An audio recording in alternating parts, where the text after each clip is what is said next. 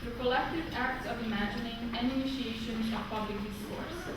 Most recently, she has been visiting and writing about sites of industrial mineral extraction in the US and is working on a book organized around this research. She has exhibited both individual and collaborative work in the US and in Europe and published her writing in journals and catalogs. She has received invaluable support from the Illinois Arts Council and the Louis Comfort Tiffany Foundation, the Zia House Foundation, the Grant Foundation, and the Rockefeller Institute, among other grantors.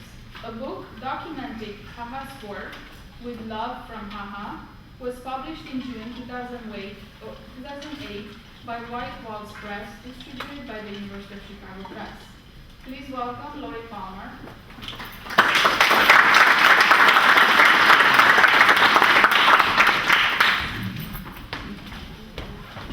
Thanks. I'm really grateful to Isabel for making this happen. I'm very happy to be here.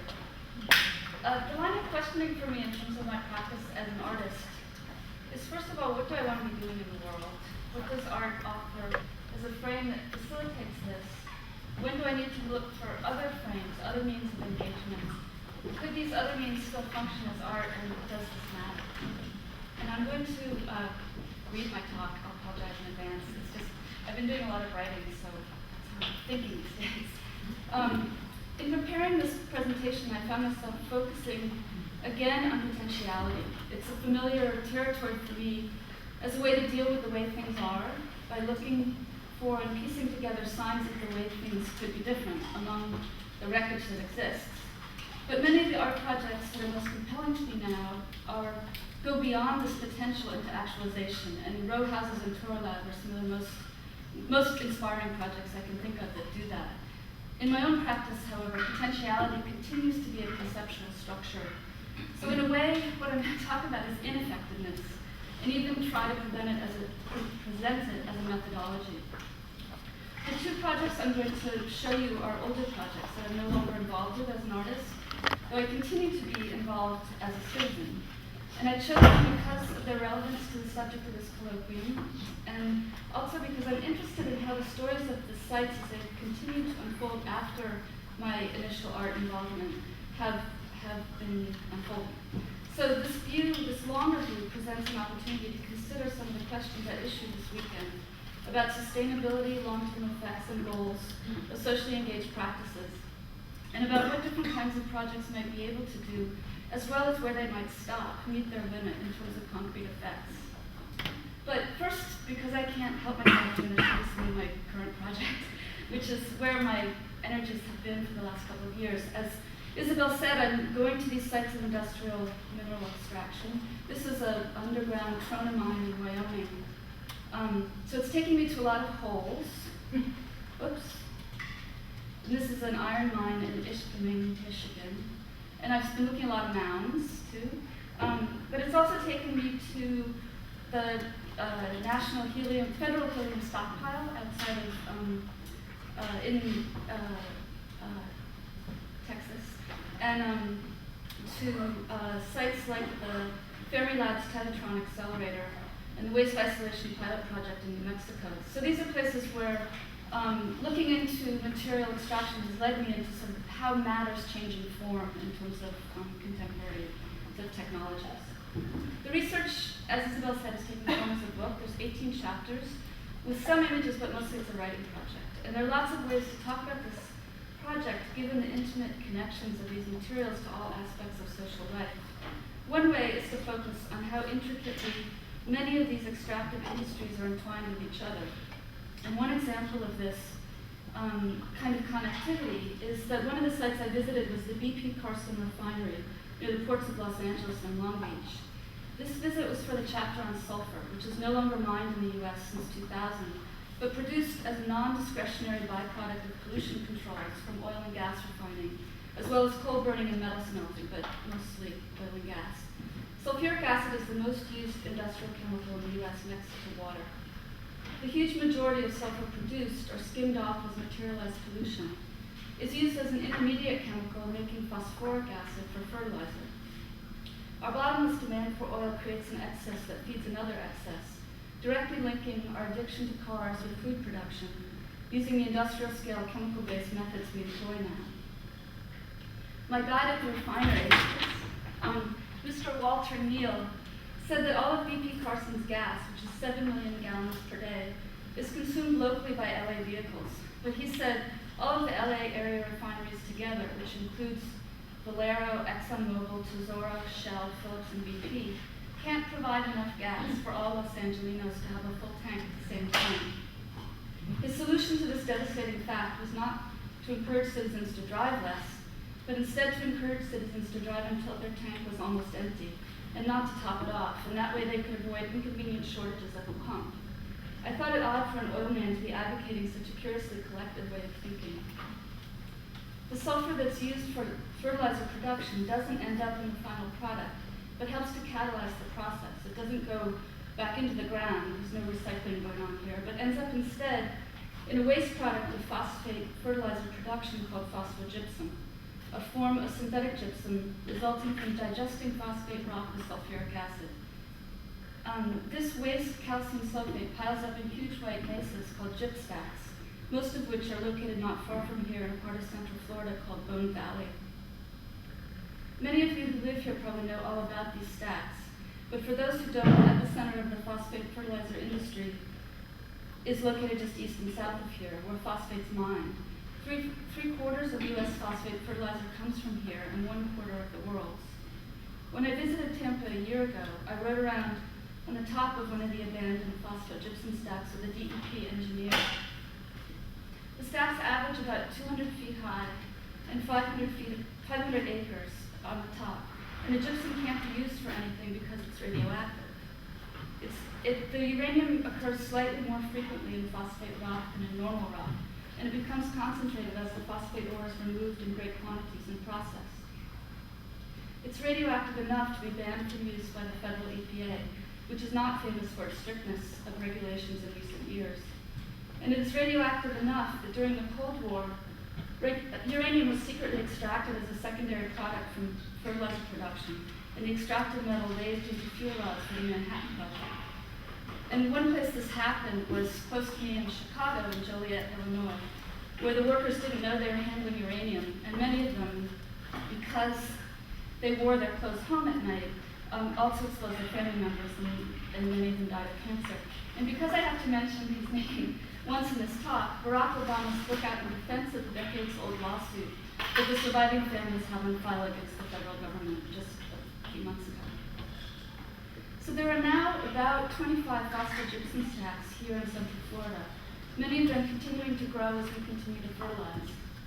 But the one I visited was being remediated, packaged up like a gift to the future by the Florida DEP after the Mulberry Fertilizer Corporation went bankrupt and abandoned its operations. So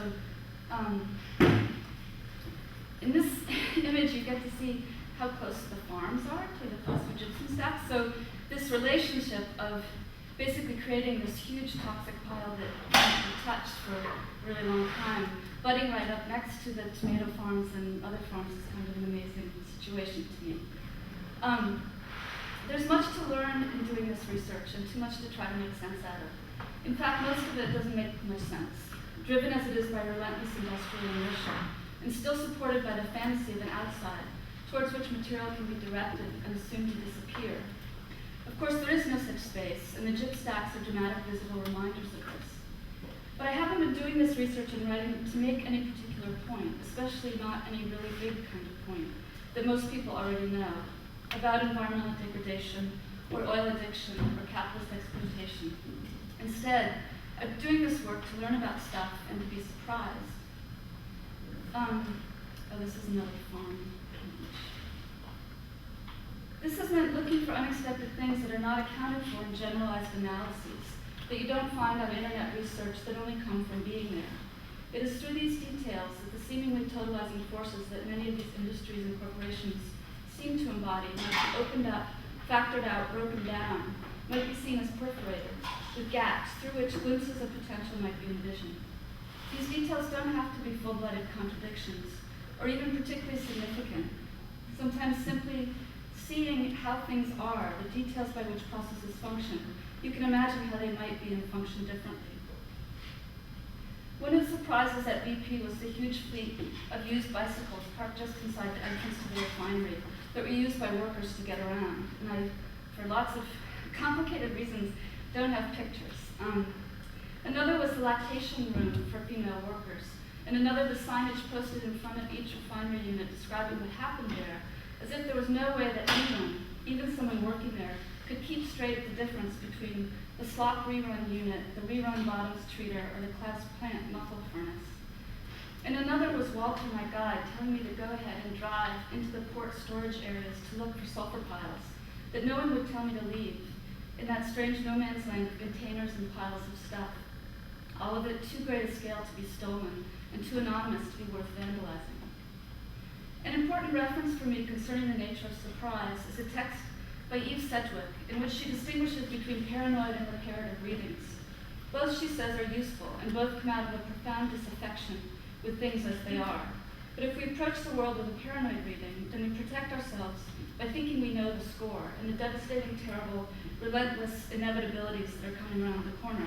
We anticipate the worst, and the only compensation when it comes is a sour sense of having accurately predicted it.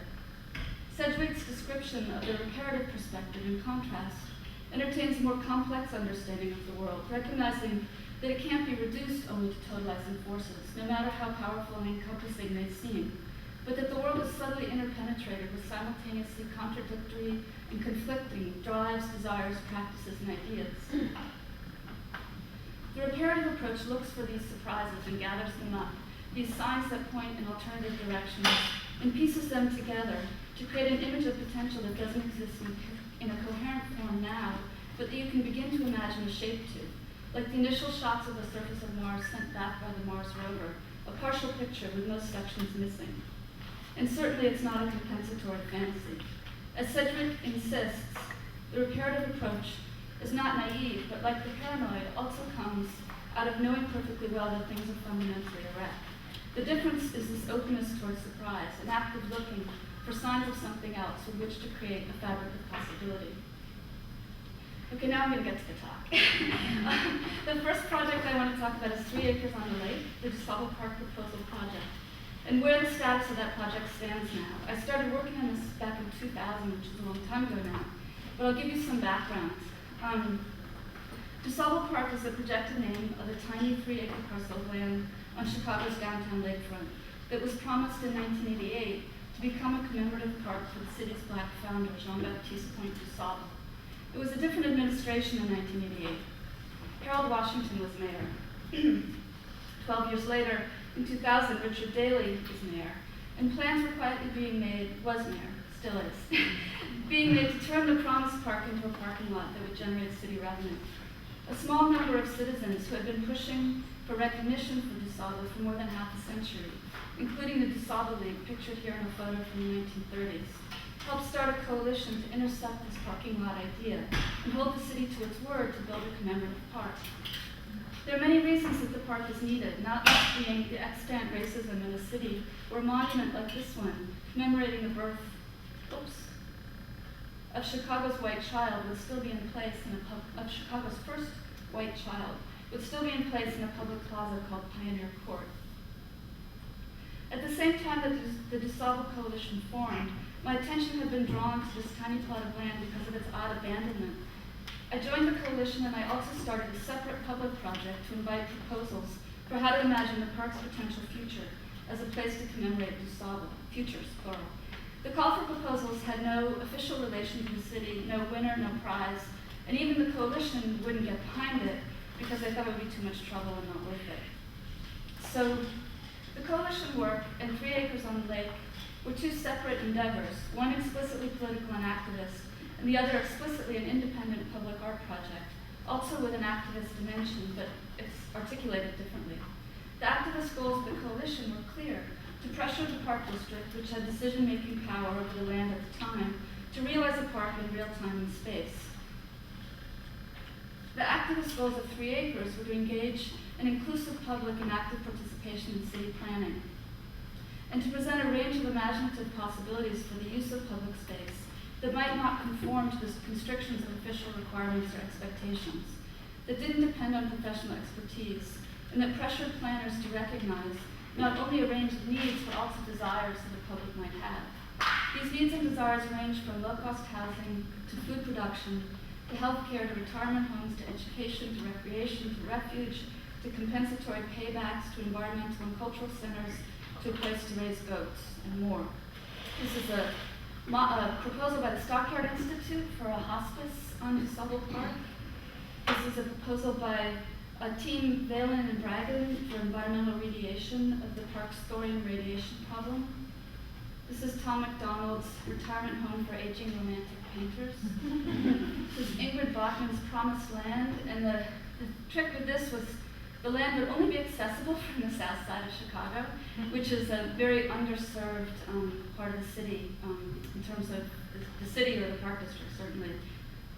Sheila Riley she just walked in off the street and put this together in one of our public sort of sessions we had to generate proposals. And this was about making racial harmonies. So she had a sculpture here of a white person and a Native American person and a black person smoking a peace pipe. C.J. Lim, this was a proposal for floating gardens. They're an architecture firm in London. Michael Piazza proposed to use the park for a conference to rethink the planning of the city. And these are only a few of 65 proposals that came in. The call was not limited to a local public, but invited proposals internationally. We had 2 exhibitions in 2001 and 2002, and a publication in 2004. It was successful in a couple of ways. First of all, in that many people participated, and the proposals were wide-ranging and wonderful in their extremes. The project was also successful in how it intersected with the activist goals of the coalition without having to be defined by them. Many of the proposals were potentially offensive to other coalition members for whom the park was a sacred dream, something their mothers and grandmothers had worked for since the 1920s. But the potentially most conservative members of the DuSable coalition didn't bat an eye at the lesbian retirement home in the form of a bathtub, filling up and spilling over, or the proposal for a place for public gay sex, capable as they were of embracing the idea that the inclusiveness of the proposals was part of a conceptual project that could dovetail with their own goals, that all of the proposals together created a composite public site that existed in an imaginary realm with different interests but not competing.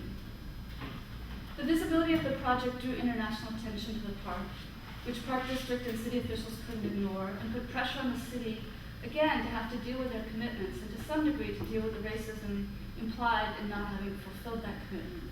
But still the Park District delayed. They drafted a really expensive plan, and then they said they didn't have enough money to implement the plan. They said the DuSable Coalition, which included small nonprofit groups and individuals, that they said the coalition had to raise the money. They said the radioactive thorium contamination was minimal and contained, and then they said it was widespread and remediation would be difficult. When I had filed Freedom of Information Act papers in 2000, a clause turned up that said that if the park was not developed in 20 years, which would mean now, 2008, that its ownership would revert to the private developer to the west that had originally ceded the land to the Park District.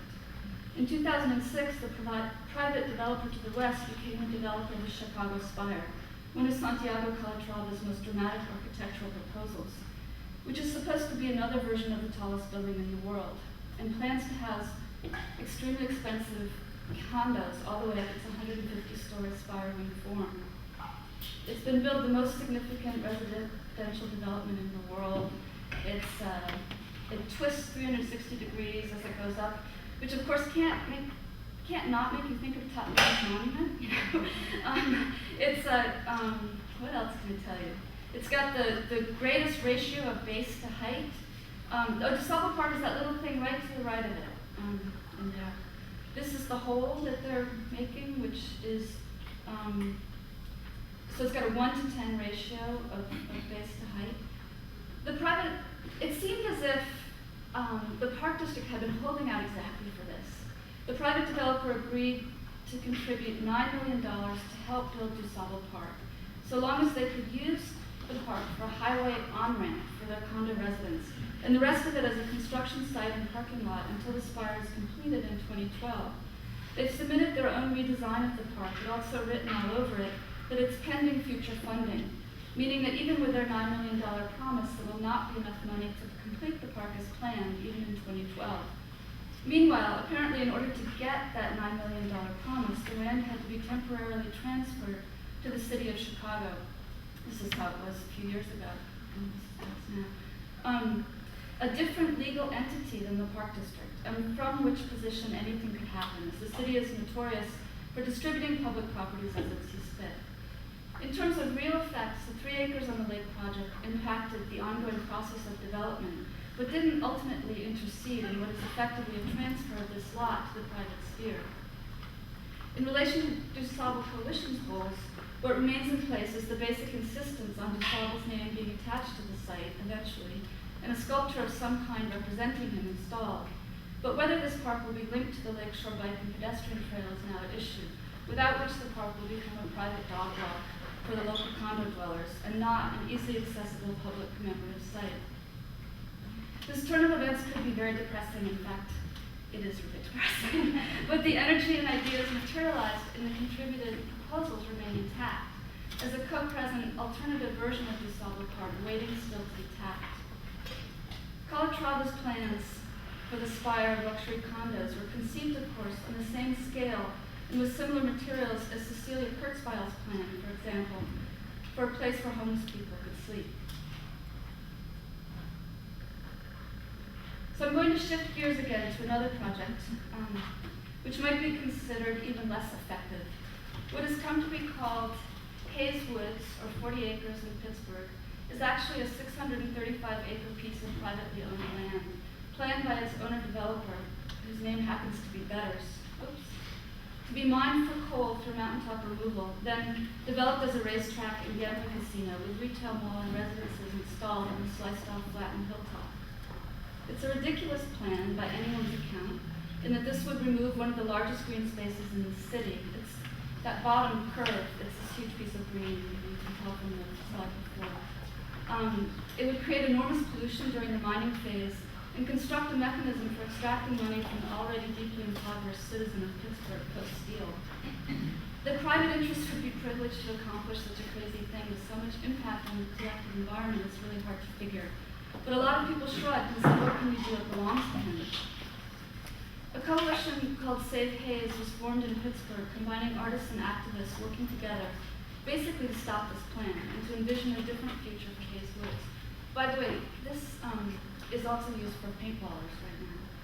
I was involved in 2004-2005 with artists Tom and Connie Merriman as part of a residency project generated by Tim Collins and Reiko Goto of Three Rivers Second Nature. The clear and present need was to raise public awareness of this blatantly ridiculous scheme, because exposure of what was happening at that point out of public view surely seemed that it would be enough to undermine the project. The Merrimans, who live in Pittsburgh, staged a series of public events and an exhibition that drew important attention to the site, and they have continued to work tirelessly with the coalition to intercept this crazy plan for development. The coal is very present on the surface of the earth, as is the, this is actually an aluminum substance. It's not the typical acid mine drainage yellow boy look, but it's the same kind of deal happening. So this is a piece of land that has rejuvenated itself in 50 years into this, rich woods full of these sort of contradictory, difficulties, but it's trying really hard. As it turned out, I also started to live in Pittsburgh half-time. One of the things that became clear to me was that the old striated class structure of capitalists and workers from the robber baron era still seemed weirdly in place, even if many of the privileged class were now on boards of nonprofits working to clean up the environment. The mainstream environmental groups in Pittsburgh that were the logical collaborators with us on this project were almost entirely white, and to some degree, though not entirely, of a relatively privileged benefactor class. It was the common assumption that the way to get things done in the city was to go to those in power and convince them to intervene. As one person told me, if you really want results, go talk with the XXX family. They're sure to be sympathetic to your cause and will probably just buy the land. An offer to buy the land, even to put it into a public trust, would have been a miracle that would have done nothing to address the separation between those who seemed to care from those who also cared, but maybe for different reasons, and who remained invisible and unaddressed. The lingering second name of this piece of land as 40 acres held an old unfulfilled promise, but in this case imagine collectively. This fact and the brief exchange I had with a poet, Desi Bay, who had grown up near the land and spent a lot of time as a child exploring these woods, that she had in fact always known as her 40 acres, made me more interested in the structure of a dress and the question of inclusion than in the concrete political project of whether we could stop this plan. I began to think about the haze issue in terms of environmental justice and the health effects related to in-city coal mining and the long-term loss of a big green filter for particulates, the city's green lung, as well as the loss of oxygen from the loss of all those respiring trees. So this resulted in a small fleet of mobile oxygen bars that contained small models of the forest in the form of living plants. And I pushed these carts around in the streets in different neighborhoods and engaged people in conversation, mostly by asking if they wanted some free oxygen. The topic of the conversations didn't always go to haze. We also talked about Katrina, about the effects of the presidential election just the year before, about race, about collective action, about public participation in planning, about cancer, and the loss of the mills, about gardens and open space and environmental justice, and everything else. And I didn't initiate these topics, they just came. The project became for me about the surprising response that most people on the street had to being addressed, their willingness to engage and to actually stop and converse. None of these conversations were recorded, and the few pictures I took were of those who wanted their picture taken. It was about those encounters and the sense of possibility and connectivity that came from them. I don't know how anyone I spoke with thought later about these interactions. I don't think that anyone I gave a flyer to actually came to a meeting at the Safe Haze Coalition, though several said they would make calls and write letters. But again, that wasn't the point. I also participated in the political work of the coalition, of testifying at meetings and writing letters to newspapers and politicians. But this was a different kind of activity. The art project had, in a sense, greater ambitions and much less effect in any measurable terms. But the political work did have an effect. And after lots of behind-the-scenes intrigues and strategies and maneuverings, the mining permit was denied to Betters, the developer, which meant he wouldn't have enough capital if he couldn't mine the coal to make his plan worth it. He's appealing this decision and nothing is fixed still, because things can change at the last minute. And he seems to be a particularly stubborn guy, but the work of the coalition has definitely put a long hold on this plan. The oxygen bars have moved to Chicago, where I live on the west side, and we've been using them to distribute extra vegetables from our garden in our neighborhood for free. And we have the Spire Club, White Girls with Green Stuff, that also invites people to start a conversation about a neighborhood grocery truck delivering fresh vegetables and dairy products.